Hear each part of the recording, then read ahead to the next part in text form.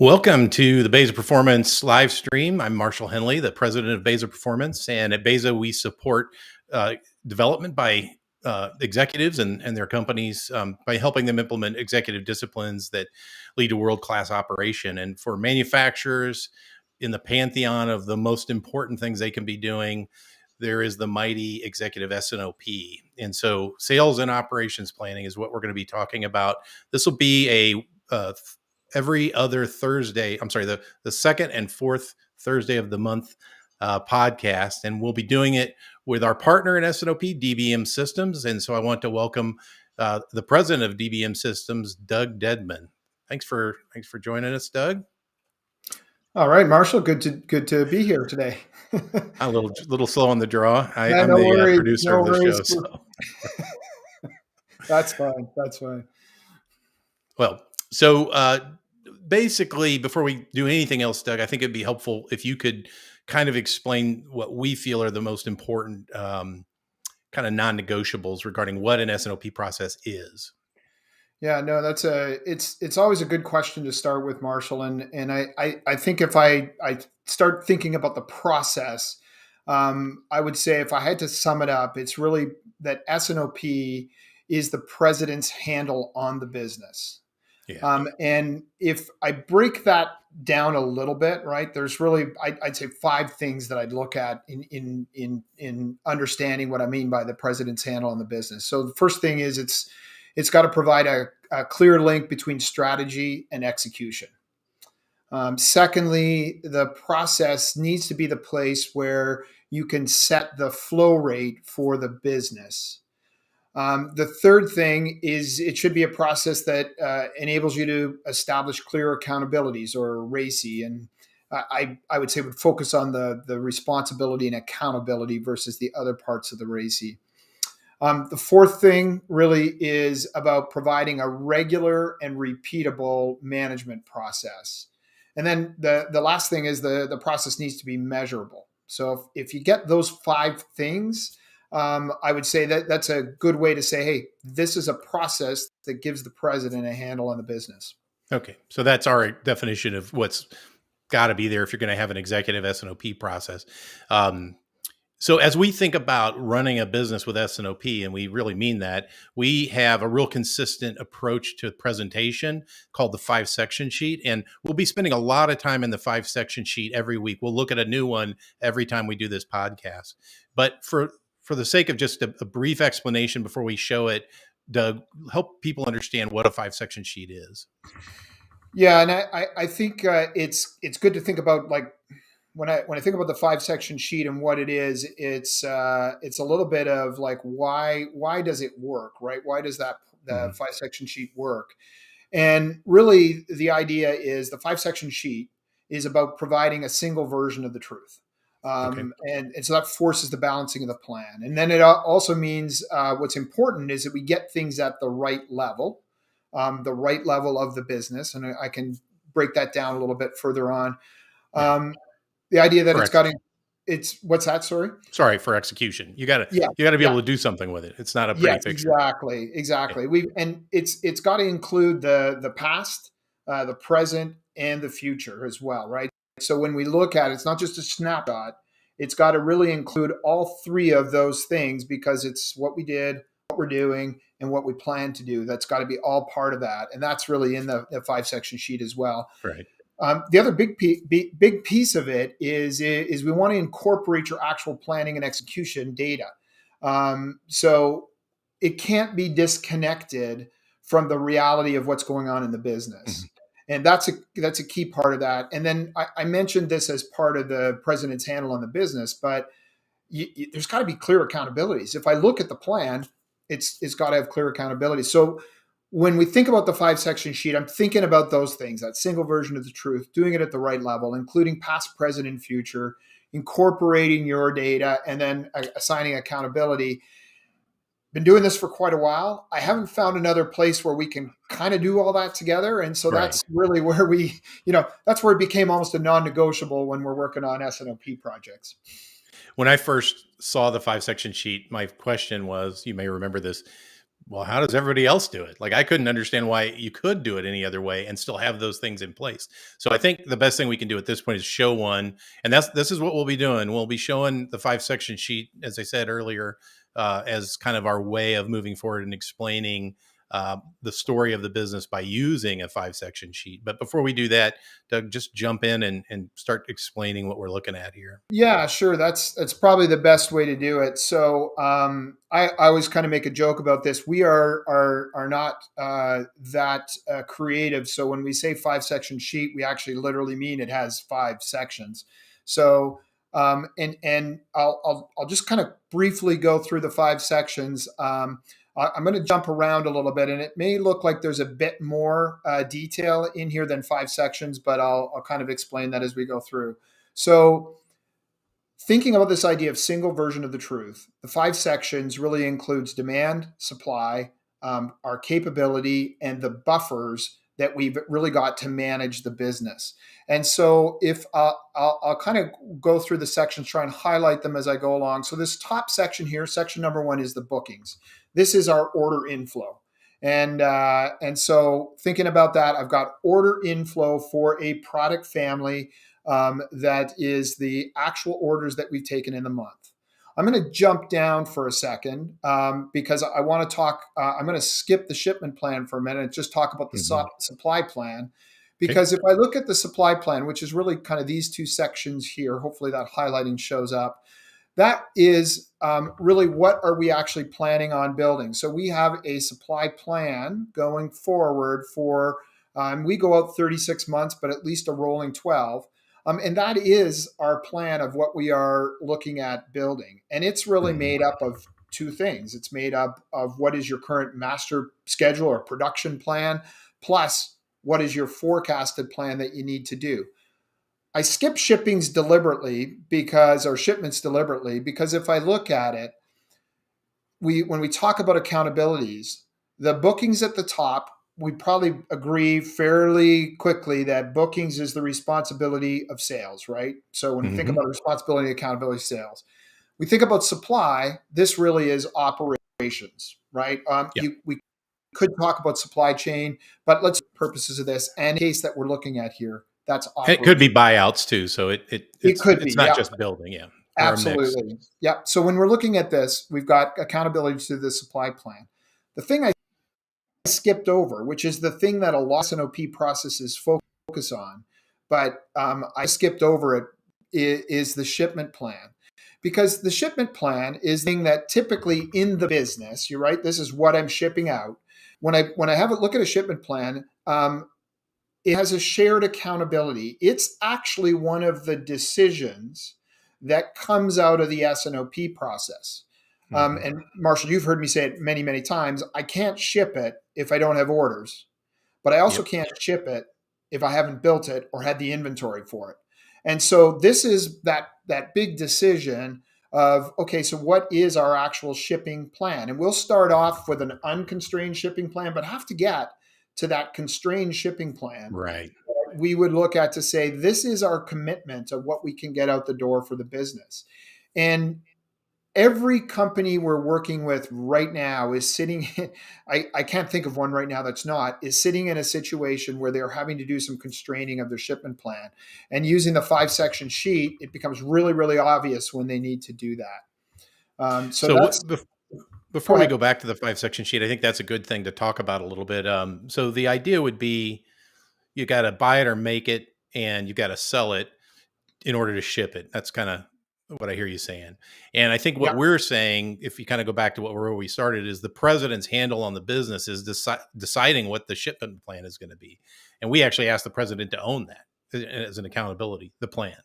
Is that fair? Yeah, that's a very fair comment, because too often if we have, and this goes back to my point about the single version of the truth, right? All of the math, if you will, is on that sheet. And, I've got to book it. I've got to ship it. I haven't talked about backlog, which we will in a minute. But I've got that booking. I've got the shipment. I've got the backlog. I've got my production. And then I also have my inventory. Right. All of those things are, the math has got to work. And I have to face the fact or the truth of where I'm actually at, right? And what I mean by that is, do I have enough capability to produce what my demand looks like? If I don't, that demand is going to end up somewhere. Hopefully, that demand stays in our business, right? Hopefully, it doesn't go to our competitor, Right. right? But it stays in our business and we can't produce it and ship it. It's got to end up somewhere. And that magical place is backlog, right? So Until let's the go back to the sheet and talk yeah, about that a sure. little bit. I think that'll be helpful. Absolutely. So I went briefly through the bookings piece, briefly through the supply piece and the ownership of that. We get to this shipping plan, which is our agreed upon shipping plan. And when I look at the shipping plan, there's a couple elements to that shipping plan. But before I do that, I'll explain something. In this business, and this is a real life case. This is a case where they've Yeah. been doing S&OP for about 3 months. This is one of their product families. And if you look at this product family over the last 3 months, they have taken orders, and I can kind of highlight at the bottom. They've taken orders for about 15,000 pieces. Mm-hmm. They've only shipped about 10,000 pieces over that period of time. So I can quickly look at this and go, wait a second, over that last 3 months, we've added 5,000 pieces to our backlog. And Yep. so because we've shipped 5,000 pieces less. And you can actually see the math doesn't quite add up, which is one of the things we look at, but you can see that the total backlog number has been increasing or has increased over the last couple months.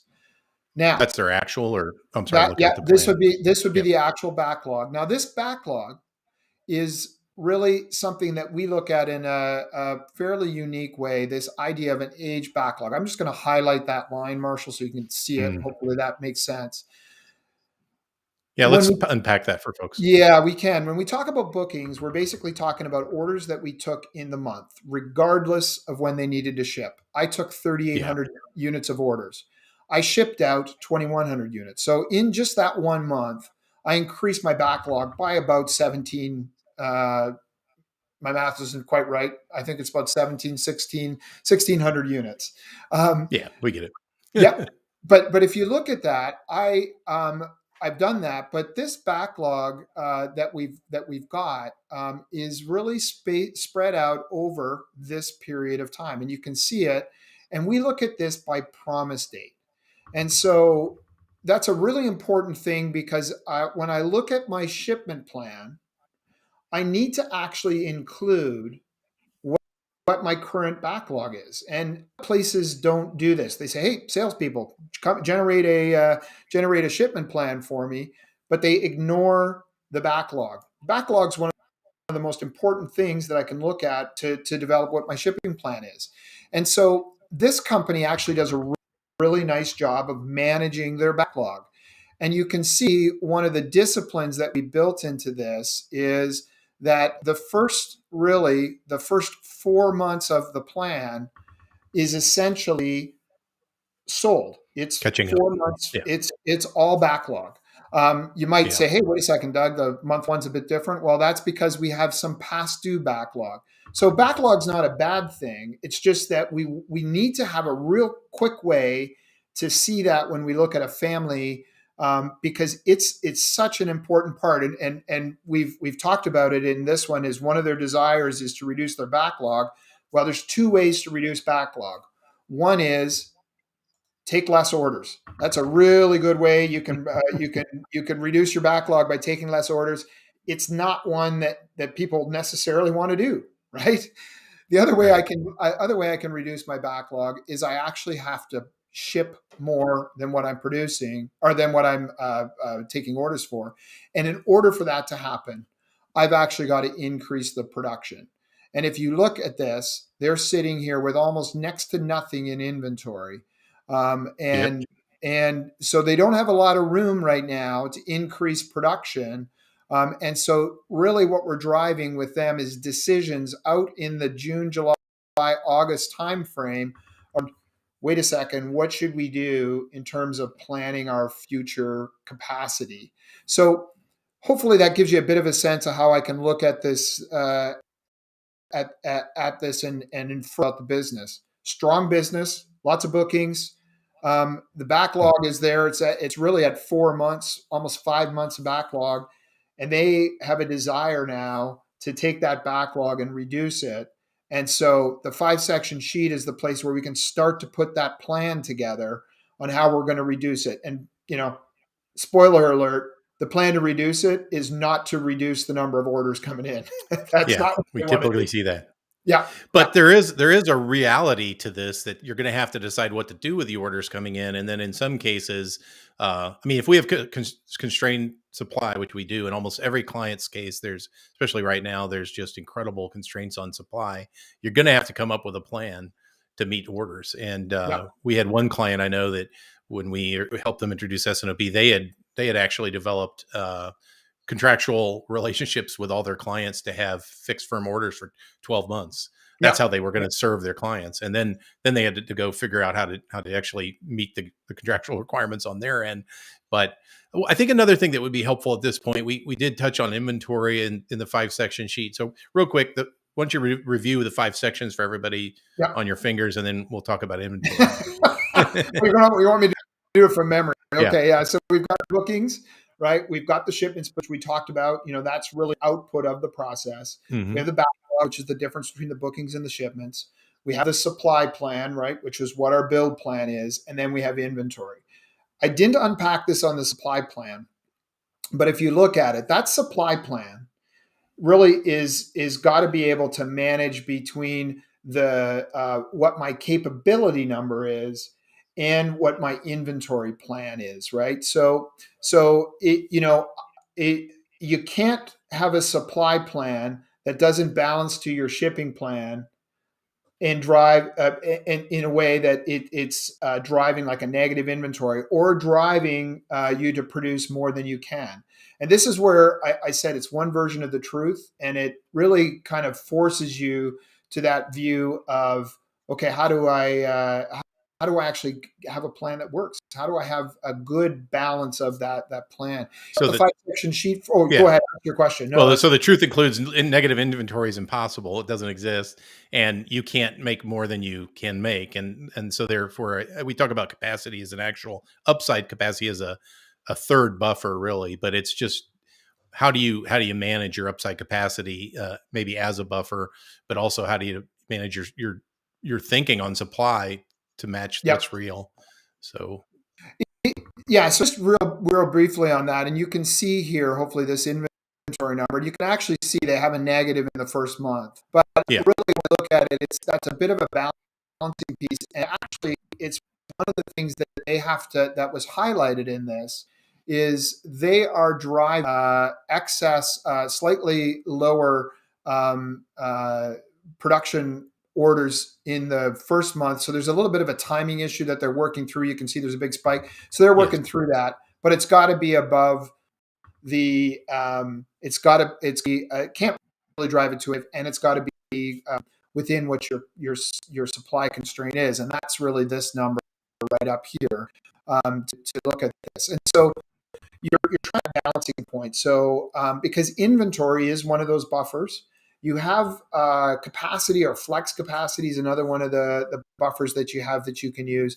And you have backlog. And those are really the 3 levers that you can use to kind of balance between demand and supply.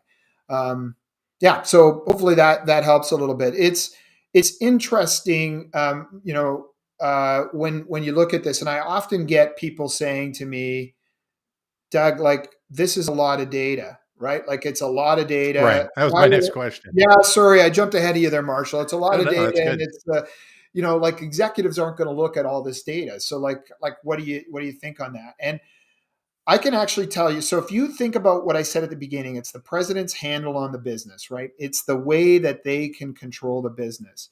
And if you put your shoes in a president who's just walked into a business and he's trying to understand what's going on, we can literally get them to, if you do this at the right level, we can get it to the point where they can scan these sheets and really, really quickly get to the story of what's going on in the business. And I would say, and we actually do this in a graphical format, but we also, I always kind of insist early on that we look at the data, because Wrestle with the data as it you is. got to wrestle with the data, partly because it will highlight when you have scenarios. And I think over the next couple of weeks, we'll share a couple different 5-section sheets where things are not managed as well in their systems as they should Yeah. be. And that's actually part of the pushback to the executive to say, if you want to get a handle on your business, there's some things the people in the organization have got to drive to get done. And it's a quick way for them to see it and get there. And so that's an important one to think about when we go through that. I don't know if you go ahead. So I Sorry. think, well, I was going to say, I think we at some point are going to need to do a deep dive. We probably won't do it today into what family definitions are. That's really important for people to see. But I think it would be helpful if you don't mind pulling up a graphical 5-section sheet, because that's also really where we get people eventually. And I'll let you do that here, and then we can explain. So same data, exact same data, but maybe a little easier to digest. I guess the big difference is on the previous sheet, you'll see that the cell by cell, the month by month, I should say, changes from last month's call on the last month's 5-section sheet. That'll be harder to see here, but other Yeah. than that, I think you see everything here.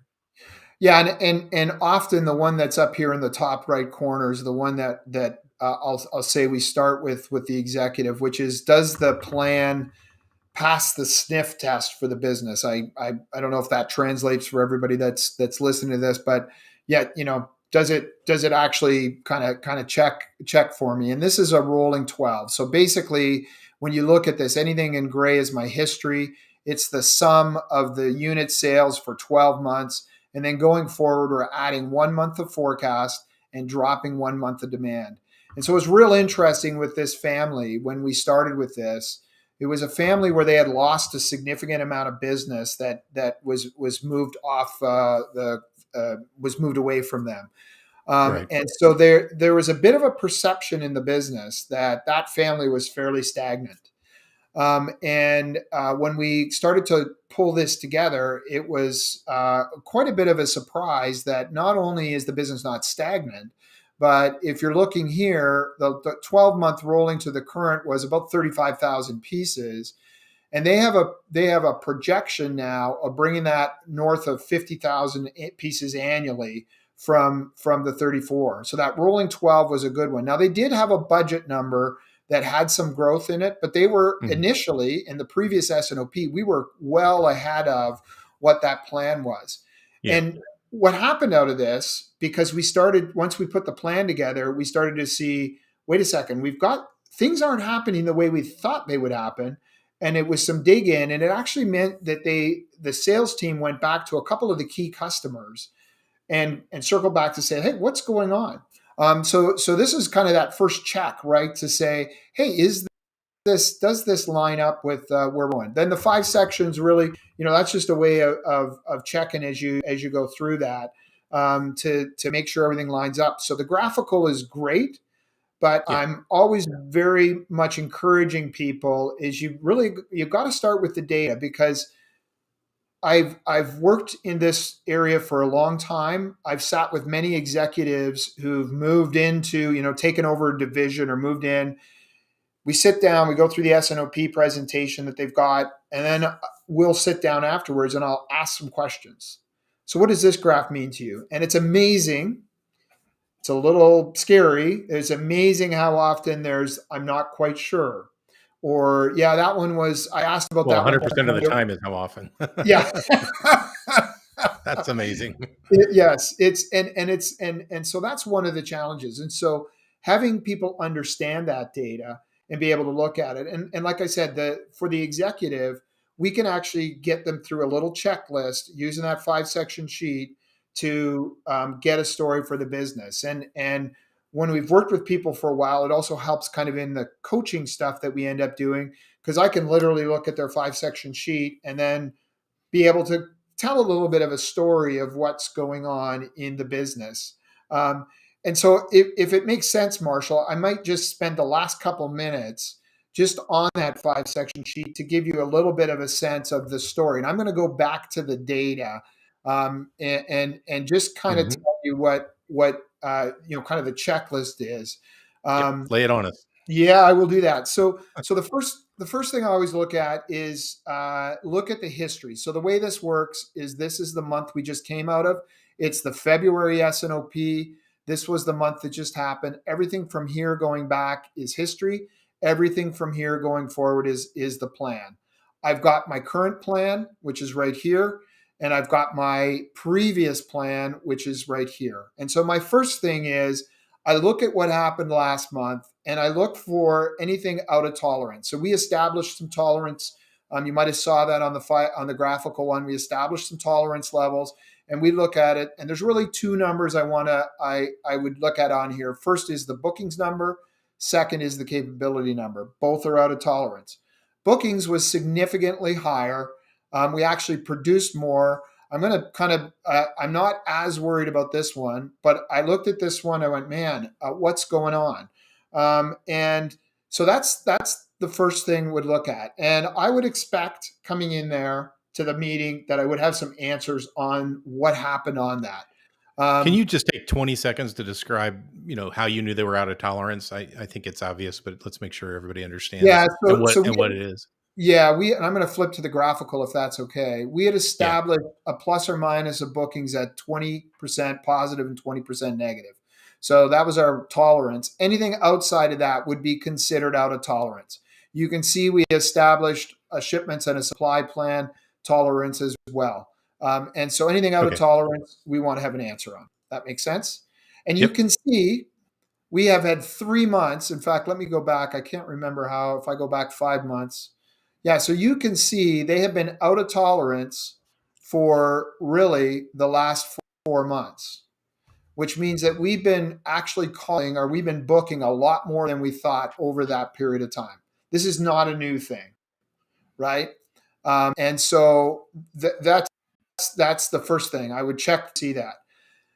Then I would look at the plans going forward to see, does that kind of jive with what kind of, or does it kind of match with what last month's story was, right? So if I looked at it, I can see that we've done some changes around the booking plan going forward.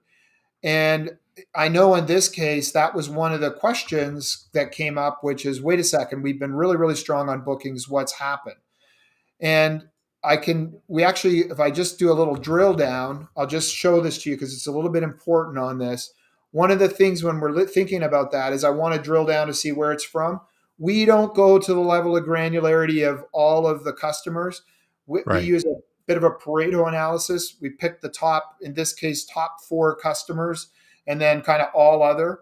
And you can see that last month, here was our all other booking plan. Here was the actual. Most of it was not in our large customer plan.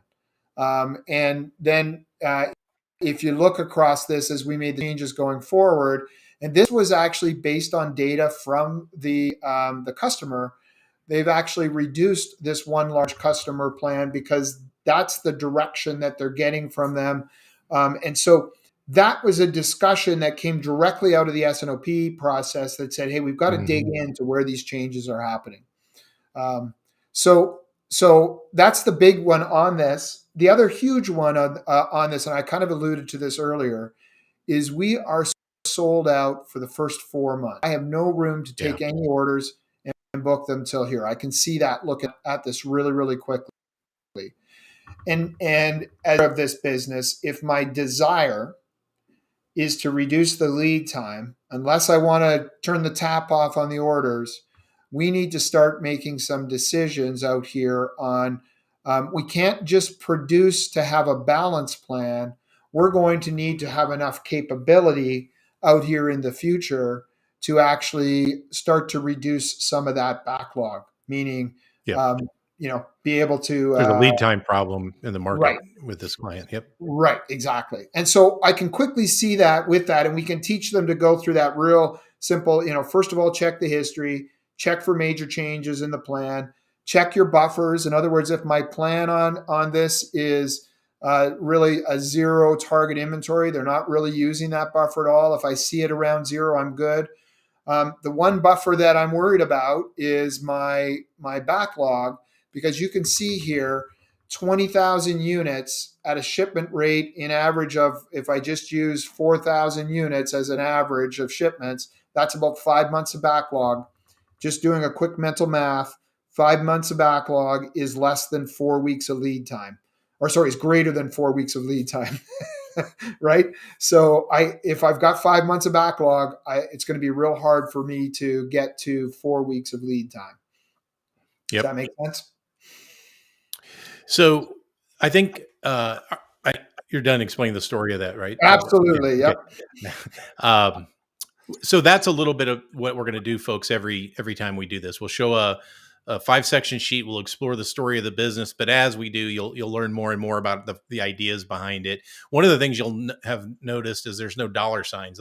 That's a unit plan, and we'll explain next time. Little teaser why we don't use dollars. It's primarily because you can't. You can't build a dollar. You can build a unit. You can build. You can apply engineering hours, and there's a lot of different units we use. In that case, I think we were using actual units as the unit to make it even more confusing. But let's do that next time. And then let's talk a bit about family definition philosophy, because that's huge. And I'll just give a teaser here. I'll let you give the teaser here. What do we base our families on, Doug? Yeah. So the big thing on this, and you saw it on the 5-section sheet, there was that one line that said capability, right? Yep. And it goes back to that fundamental thing that I said, in terms of the president getting the handle on the business.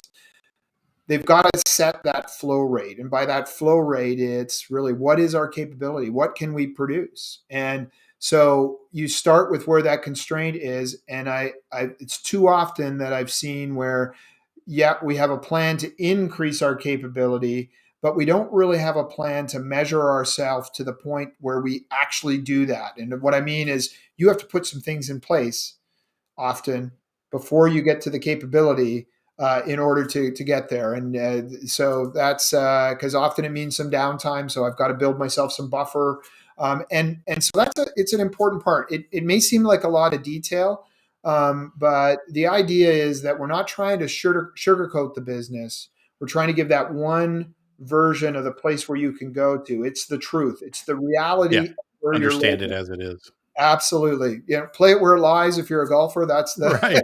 that's probably the analogy that works, right? So yeah, and I think it's fair to say that as much as we need to get the president to feel comfortable at that level of detail, it's the whole organization is built around spinning a lot of cycles around much greater levels of detail. So planning at this level has an immense benefit for everyone that's involved in the business, and we'll get into that too. But I think that's important. And once you're mature with this really should be the summarizing of the data that exists.